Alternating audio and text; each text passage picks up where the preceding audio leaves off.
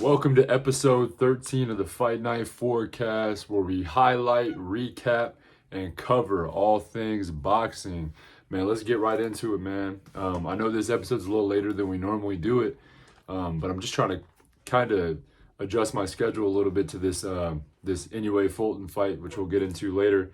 It's a little earlier in the week, so I just want to make sure that I'm able to cover the post fight of that, as well as give the pre-fight for the bout coming up this weekend.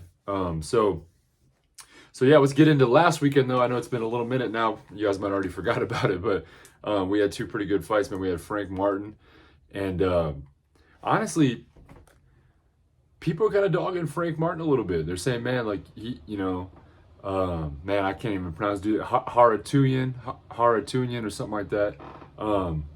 Hey, he came out and did a little better than everyone thought he was going to, for sure. I didn't really sleep on him in the last episode. I was saying that dangerous power puncher, and that's what he kind of ended up being. Frank Martin, I really think, was losing that fight up until the stoppage. So I think there's more fights coming down for the Hartunian guy down the road. I really think he looked good. I think it's not Frank Martin looking bad as much as I think a lot of people underestimated his opponent. So, yeah, he looked good. Both guys looked good. I think the problem was in the beginning that Frank Martin was really just trying to outbox him. And I think once Martin flipped that switch, I think it might have been Derek James or somebody was like, hey, man, you got to fight this guy, man. And once he started, fighting him and was boxing more on his front foot as opposed to his back foot, which, I really do think at the end of the day, you got to be able to do both. My favorite fighting style, I would say, would be more that slick back foot, footwork oriented, more of a boxer style. But I think you got to be able to turn on both, and I think Frank Martin has that. And I think that was the reason why he ended up getting that stoppage, because he brought that fight to him, and it changed everything up. I don't think Haratunian I don't think he was ready for it. I don't think he prepped for that. I think he assumed Martin was going to be slick and on his back foot the entire time. So, but yeah, props to Martin for making that kind of middle of the fight adjustment that ended up getting him the stoppage, man. Made him take a knee. So I saw, I think it might have been Showbiz.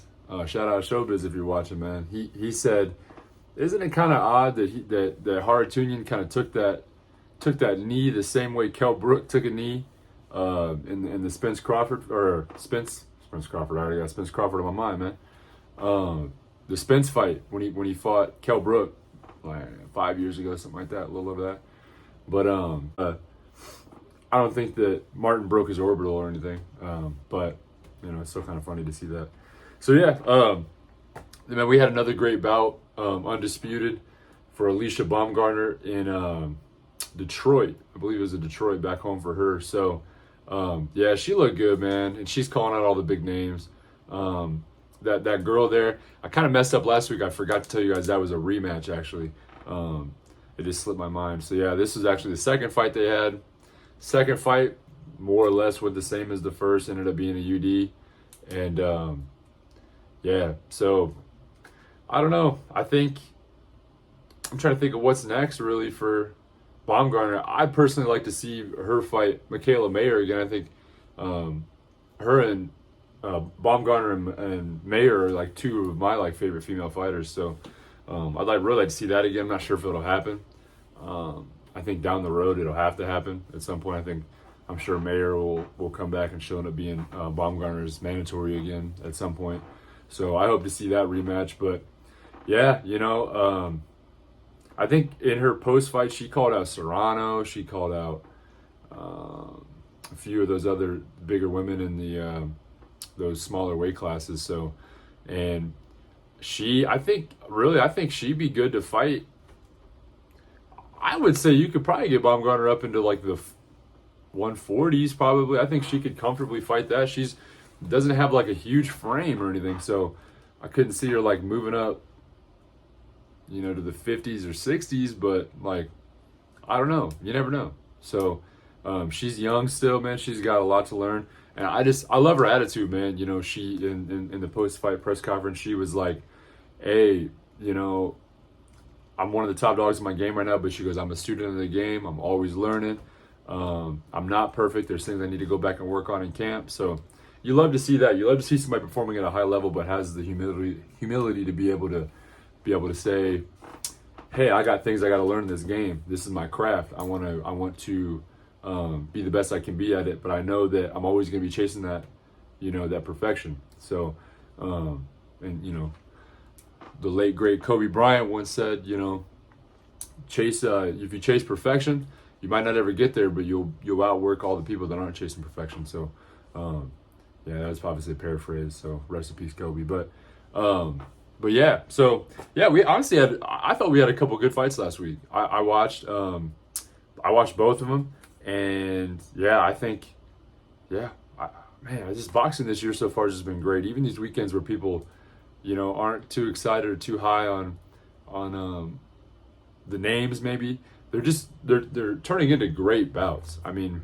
we've definitely been spoiled this year for boxing. This has been a great business move for me, making a podcast about boxing in 2023, man. Hopefully it's not like some lull years after this, but yeah, it's been week after week after week of just like fire action. So super hype, super hype. All right, let's get into some upcoming, man. We have a weird fight week this week because we have somebody fighting on Tuesday morning in Japan. So, yeah, so that's the reason why I wanted to do this episode a little later this week, so that way I could still cover Kambosos and Maxie Hughes this weekend, but I'm still able to give you guys not only upcoming for the week after, but also cover the Inoue Fulton fight, which is on Tuesday morning in Japan. So I'm going to start with Maxie Hughes and Kambosos.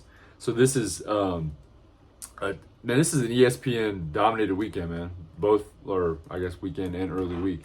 So Kambosos is making his ESPN Plus top ranked debut. So he's fighting Maxie Hughes. I think it's going to be a tough fight, but I think it's going to be a good fight for Kambosos to hop back in. And honestly, I was afraid Kambosos was going to retire after the Haney bouts. You know, he made his money, he didn't win. You know, it could have been an easy exit for him. You know what I mean? Just to be like, I made my money, I'm out. You know, but I'm really happy to see that he's still trying his hand, and you know, wanting to get back to greatness. You know, I think he's a good fighter. I think he's good for the division. I think he brings that high intensity, high volume, power punching, but yet still slick, like kind of, I don't know, like just that there's something to his style that just really brings a lot to that division, I believe. So does he ever make it back and fight for the titles? He still has Shakur Stevenson and he still has Devin Haney in there. So it's like, do I think he beats those guys? Obviously we saw with Haney twice he didn't, but I'm not sure he beats Tank. I'm not sure he beats Stevenson, but I think he gives those guys a good run, you know? And yeah, I mean, I don't know. We'll have to see what's next for him, but I'm really excited for this fight. I'll be watching.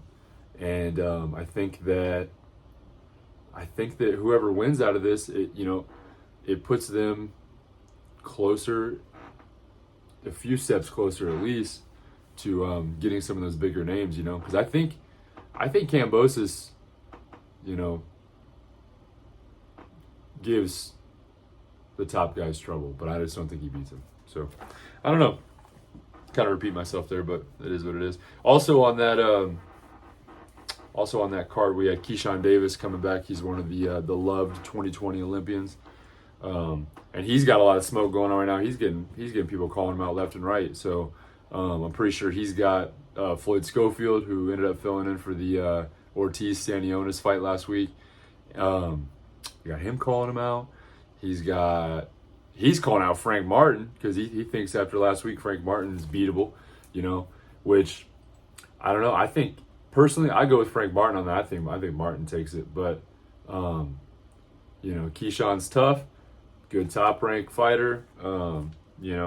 He's looked pretty good in his fights so far, but he hasn't quite fought that level of talent that Martin has. Martin fought that Michelle Ali Rivera kid and just kind of embarrassed him a little bit, man. And then he just had that fight with Haratunian last week, which was a little tougher than we anticipated, and maybe Martin looked a little human in that, but I think we just underestimated Haratunian a lot. So yeah, also another 2020 Olympian, we got Troy Isley on there. Mega boy Troy. I think it's his Instagram handle. But yeah, man, he's been looking good. Tough young fighter, a lot of power. So yeah, he's coming up. And then we got Jeremiah Milton. He's a young upcoming heavyweight. He's fighting too. So yeah, pretty nice little undercard on there too. Got some young guys, young up and coming guys with a name. You know what I mean? So they're out here. They're hungry, man. They're trying to crawl their way up in their division. So yeah, pretty excited about this top rank card. So let's move forward to Tuesday the 25th. It'll be 8 a.m. Central Time, 9 a.m. Right, yeah, 9 a.m. Eastern Time. So yeah, it's Inoue in Fulton. It's here. And we know what that means. Right after Inoue Fulton, we have Spence Crawford. So pretty exciting. I think a lot of people are kind of looking past this fight a little bit just because it's Spence Crawford. I think if you picked any other one of the 51 weeks of the year, this would have been like hyped out of its mind. But I think the fact that for whatever reason, which I don't know why they decided to do this, just like I don't know why they decided to put Poirier Gaethje 2 for UFC on the same weekend as Spence Crawford. It's like, dude, I sometimes I don't understand why they do that. I get it. They're two different entities. They're two different sports. And there's obviously people that like UFC and like MMA. They don't like boxing. There's people on the flip side, but I like both, and I'm kind of mad, bro. Like, Poirier is one of my favorite UFC fighters. Spence Crawford's like, biggest fight of the year. Spence is one of my favorite fighters all time.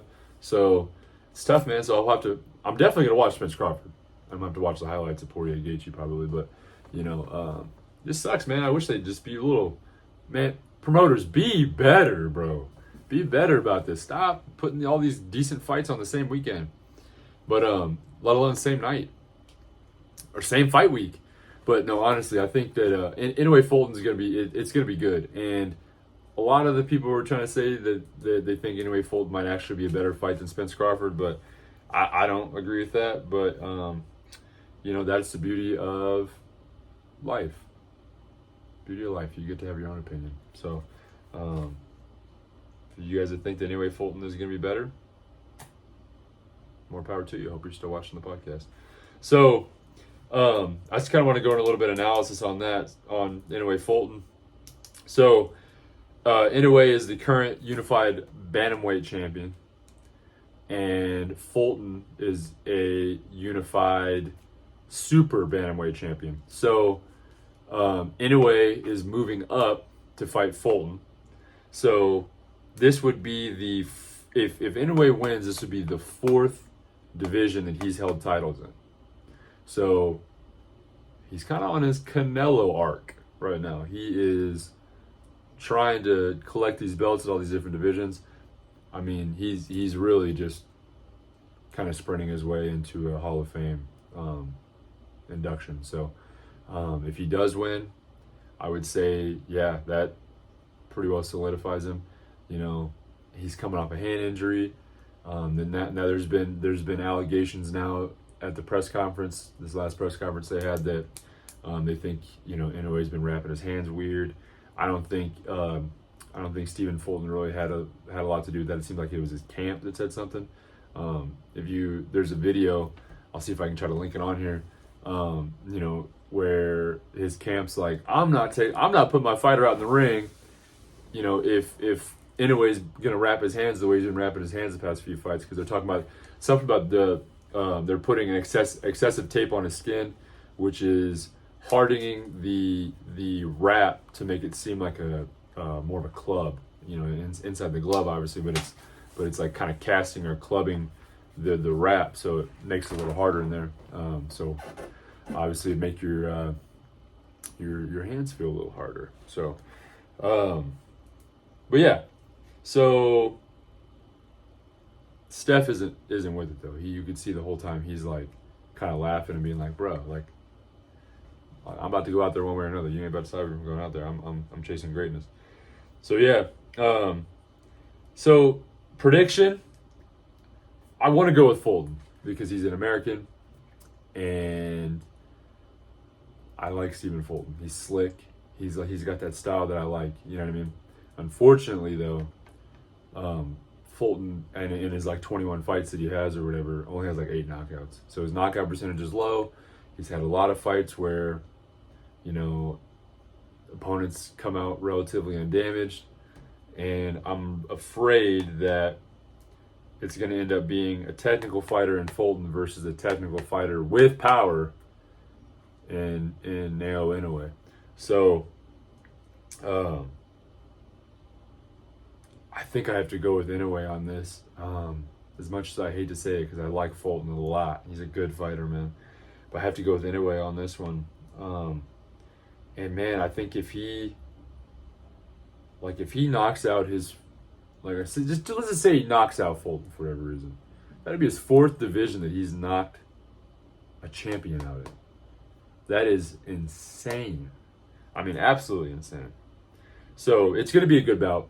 Tune in if you guys can. I know here in the States it's going to be kind of tough, just because it's it's on a Tuesday morning.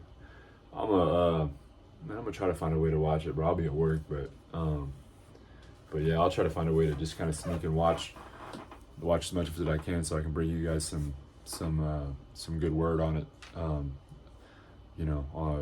Mid next week before the Spence Crawford fight. So, yeah, I'm excited for it. I think it's going to be good. I think that really it comes down. I'm going with Inoue for now on it, but really it could go either way. Inoue's coming off this hand injury. Maybe that's the reason why he's wrapping his hands that way. Try to protect that. Maybe that's the reason Stephen Fulton's camp's bringing it up, right before the fight, that maybe they're trying to maybe get Inoue's camp to wrap his hands a little differently now that they've been called out. Maybe he hurts his hand in the fight, you know what I mean? And then it's boxing, man. You got, it's a lot of mind games. It's a lot of any way that you can get an advantage, take it, like, more or less, So, yeah, I think it's gonna be. I think it could come down to a 50-50 fight, and at the same time, the card I think is pretty. I think it's cool that it's weird because, like,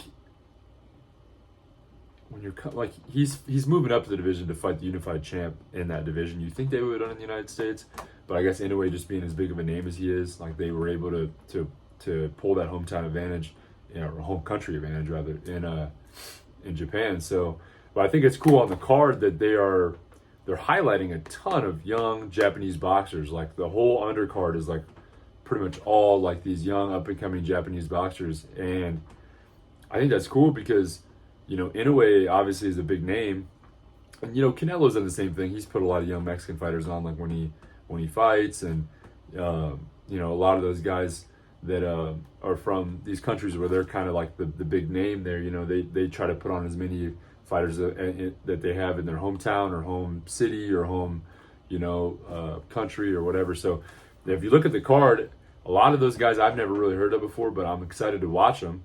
You know what I mean? And maybe we get some. They're going to get a lot of exposure. So maybe we'll see these guys down the road. We'll see more Japanese boxers. So the sport is worldwide. That's the beauty of it, right? So people come up out of everywhere. And it's like, Inoue, is definitely going down as one of the best Japanese boxers ever. You know what I mean? But it's like, we got to see more talent come from more areas, man. So I'm all for it. I think it's going to be great. I think it's going to be a good exhibition of young talent. And, yeah, I'm excited for it. So getting back on it, man. Trying to get back on it. I'm gonna hit y'all with this question of the week real quick, and it kind of ties into everything that's going on this week. James isn't here to just give me an answer. I'm gonna give y'all my answer, but I need y'all to hit in the comments, man. Give me some answers. Talk to me, man. So I feel like now, I've just been kind of talking to myself these past few weeks. So I want to hear you guys in the comments. Talk with me, chat with me, ask me questions. Tell me my opinion's crap. Whatever it is, man. Just hit me up in there. Talk to me. So that way I don't feel like I'm just staring into this camera all the time. So question of the week. And it's actually a pretty good question. I know I come up with it, so it's what I mean. It may be a little biased, but I think it's a good question. So after this week, after all the fights that happened this week, we got Inoue and Fulton. We got Spence Crawford. Who will you have for your pound for pound number one? I'm thinking, man, that's kind of a tough question. And I think it really boils down to what happens in each fight. I think that if Inoue goes in here and knocks Fulton out within 3, 4, 5 rounds, or maybe even knocks him out in the fight at all. Like if that fight doesn't go the distance and Inoue knocks him out, I think that Inoue very well could be the pound for pound number one in my eyes. I think that on the flip side, if Spence Crawford, so I think really the Inoue being number one is, so if Inoue knocks him out, Spence Crawford is boring for whatever reason, or goes the distance, or whatever. Neither of those guys win decisively. I think that Inoue could be pound for pound number one. But I think that on the flip side, if Inoue Fulton goes, the distance or whatever, turns into a, kind of a skills test, you know what I mean? Like if Fulton pretty much gets his way in the fight and it becomes a, kind of a boxing clinic, right? And Spence Crawford is fireworks, like everyone expects it to be, and one of those guys wins decisively, I think whichever one of those guys wins decisively could possibly be pound for pound number one. I don't know, because then at the same time you got Alexander Usyk in there, who he's fighting Daniel Dubois coming up, and I believe he's in most lists. He's currently pound for pound number one. So it's kind of tough to dethrone him right now too, especially because he's just kind of taking heavyweight by storm too. And now, you got Fury ducking him, going to fight an ex-UFC fighter. So, and then they just put out this week that there was a rematch clause put into that. So it's like, I don't know. It blows my mind, man. Sometimes boxing just likes to shoot themselves in the foot, because Fury and Ngannou went through all these discussions and all this stuff, and they managed to work out a rematch clause in there, and they managed to work out all the money they were going to make and all that stuff, but they couldn't do any of that stuff with Usyk Fury. I don't understand, but it is what it is, and it's going to be, I'm not hating. You guys saw my poolside episode last week where I was talking about, that I think it's going to be a fun bout to watch, and I'm going to tune in, and you guys are all going to tune in, and you guys are all going to talk about it and be excited. So, I think Fury and Ngannou will be good. So, well, at least I don't know if it'll be technically good, but it'll be a big draw at least. So, but so I don't know. I think it could be any. Besides Fulton, I think it could be any of those three guys. Could be pound for pound number one. I think Crawford. If Crawford goes in there, pieces Spence up, which I don't think is going to happen. Big Spence fan. I'm going. You guys know who I'm rocking with this next weekend, and I think he can go in there and get number one. If he goes in there, just dominates. I think if Spence just goes in there, breaks Crawford's orbital, like the eye snatcher that he is, then I think Spence could be number one. I think if Inoue goes in there with his Japanese hands of steel, knocks Fulton out within 5, 6, 7 rounds, I think he could be number one. I think also at the end of the day, the pound for pound list could just give us the bird and just say, nah, man, Alexander Usyk's still number one. So, but yeah, tell me what you guys think, man. I'm really curious to hear you guys' opinion on it. Yeah, I want nothing more than to hear you guys' thoughts in the comments, man. And I'll reply to all of them, and you know, if I agree with it, I agree with it. If I don't, you know, I don't. But hey, that's okay. That's okay. We want to have times where we disagree, right? So now I want there to be times you disagree with me. So if you disagree with me, man, let me know. Tell me I'm trash. Tell me I'm bad at this podcast. You know, maybe you can come take it over. But yeah, so just a little bit of more upcoming down the pike, man. There wasn't really any big announcements this week that I saw, at least. So we got obviously Spence Crawford on the 29th. Next week's episode is going to be pretty deep into that. So hope you guys are ready. I'm going to put together pretty much an analysis episode. There probably won't be much else I talk about, so be prepared for that. Biggest fight of the decade, according to a lot of people. So yeah, that's on the 29th, next Saturday. And then we have August 5th, Jake Paul and Nate Diaz. So I've been seeing a lot of smoke coming out of that. There's a YouTube video that Paul put on his channel for his camps. I might tune into that, watch that, and see. You know, hate on it all you want, Jake Paul. You know, like I said last week or week before, whatever. He's a, you know, he looks just as good as any boxer that's been doing it for 4 or 5 years. He looks just as good as most of these low-level pros, mid-level pros, some could even say. And you know what I mean? As much as you guys hate to admit it, even my my guys in here that box, that watch me, you ain't steamrolling Jake Paul, bro. You know what I mean? He's a good athlete, tough guy. I'm slowly becoming more and more of a fan, especially because he's, you know, I think he's going to move up and fight better talent. I know he's kind of doing this Nate Diaz thing, and it's kind of like a, you know, I don't know, like a celebrity kind of fight in a lot of ways, or an influencer fight or something, you know, whatever you want to call it, YouTube boxing, whatever. But I really do think that he could have very easily just lost against Fury and just been done. But you gotta give him props, man. That man keeps getting back in the ring, and he is not letting up, man. So yeah, I'll do a little more on that whenever it comes a little closer. And then after that, we got 2, man, good fights on August 12th.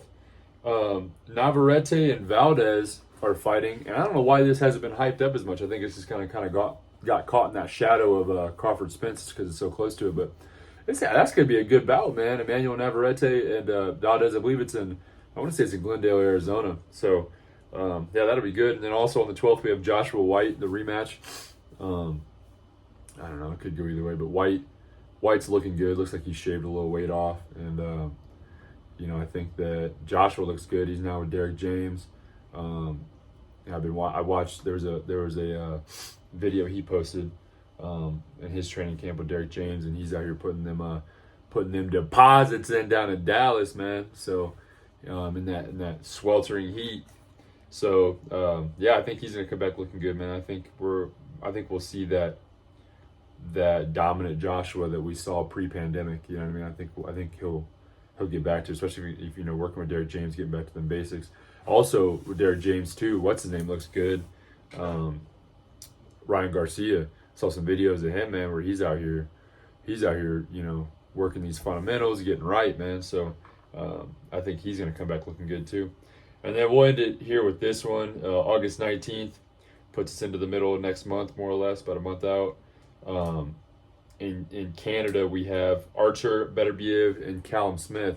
Kind of interesting. I'm gonna look more into it. I'm trying to figure out why they did it in Canada. I wonder, you know, maybe neutral site or something like that, because they, you know, obviously Beterbiev is the unified. He's got 3 out of them 4 belts at 75, and you know, I don't think they can do anything in Russia right now. I don't think the WBC. I'm not sure any of the sanctioning bodies are sanctioning anything in Russia right now, just with everything going on in the world. Yeah, so, and they probably don't want to do it in Britain or whatever, because that would give Callum Smith an advantage being a Brit. So they must have just went to like neutral territory in Canada, I guess. So yeah, pretty cool. You don't see a lot of fights in Canada, so yeah, I'll be watching that. But I mean, down the pike, those are some good fights, man. So we still, even after Spence Crawford, people might have those boxing blues, like, oh man, Spence Crawford's over, like that was the fight of the decade.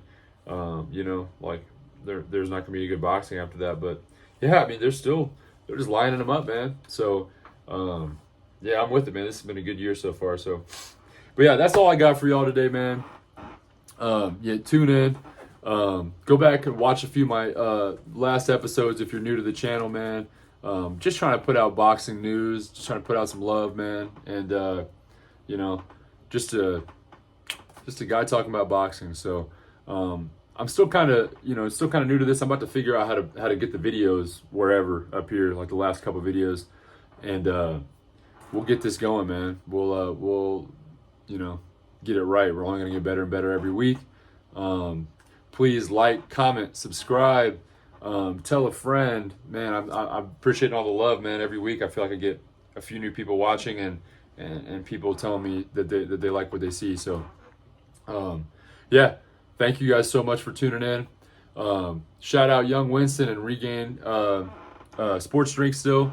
They're not necessarily sponsoring the podcast anymore, but still two good products that I really like. I believe the LTR5 code still works at Young Winston for whatever your menswear needs may be. Yeah, and go check out regainsportsdrink.com, man. If y'all are some athletes out there that need a healthier alternatives to the leading sports drink. I'm not trying to get shadow banned here, man, so I'm not calling nobody out. So, but yeah, go check them out, man. Give it a shot. Even if you're not an athlete, man, you just want to be hydrated, hit it up. Hit up Regain, man. They're bottled and brewed in Chicago, so give it a shot. Support some small business out there. So thanks a lot, guys. Hope y'all have a blessed weekend, man, and we will see y'all in the next one. Peace.